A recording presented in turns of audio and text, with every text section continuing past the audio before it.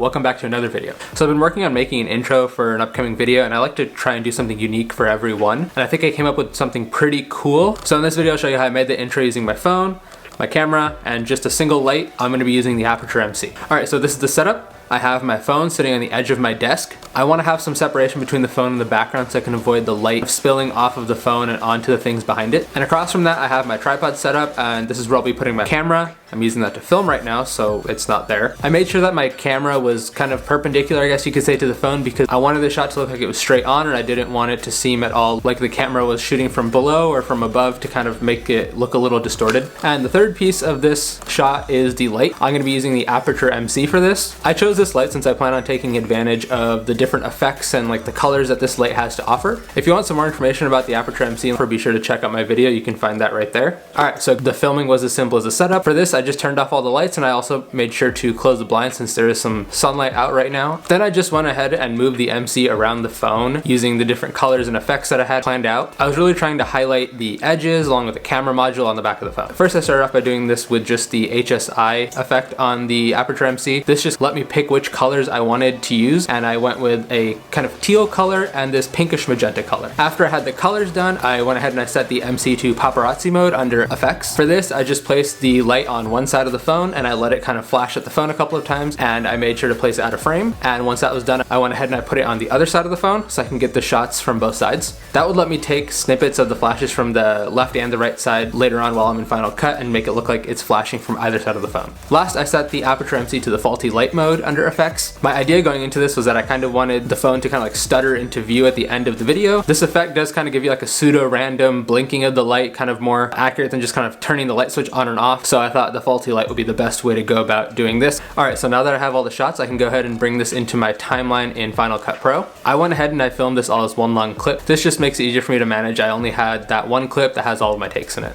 So now all I have to do is go ahead and trim out all of the excess, kind of like get rid of the bad takes, the ones where the light is visible in the shot, or the takes that I just don't like as much. I can just go ahead and get it down to my favorite clips and I can work from there.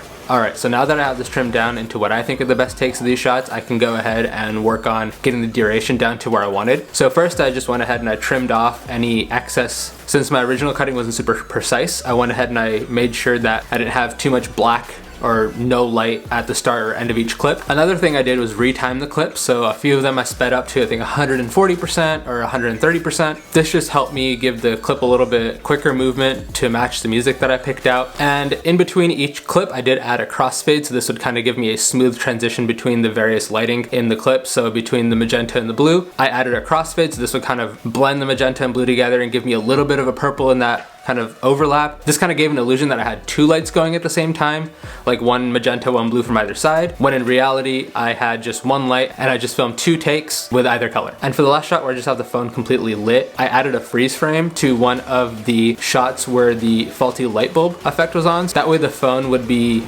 completely illuminated in the same way that it would get lit up by the light bulb effect from the MC. For this freeze frame, it made it a default length. Once I had all the other clips trimmed in and I put in the music, I just adjusted this down to a good duration that I thought felt right with the music. Now I topped off this clip with some color adjustments and a nice smooth zoom in that takes place throughout the entire clip, just so I can have the appearance of some camera movement, making it a little bit more interesting when in reality I shot this on a tripod. Alright, so I actually ended up putting together two different versions of this. I ended up filming a couple more takes after I got done with the first set. I had a couple of better lighting effects. The only issue is that I had moved the phone, so I couldn't incorporate that into the original version. So here's clip A.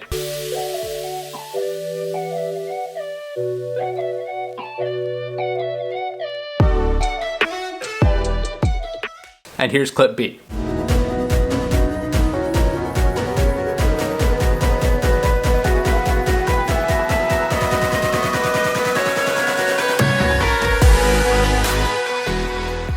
I couldn't pick a favorite, but if you had one that you prefer, be sure to let me know in the comments, and that way we can kind of see which one of these looks better. That's all for this video. I hope you found it helpful, and if you did, be sure to hit that like button. If you make your own clips using this technique and you put them on Instagram or Twitter, be sure to tag me. I'd love to see them. Also, we're almost at 100 subscribers, which is exciting. I'm planning something fun for that, so be sure to subscribe so you can find out what that is. If you're interested, this is another Final Cut Pro tutorial, and this is whatever YouTube thinks you should watch next.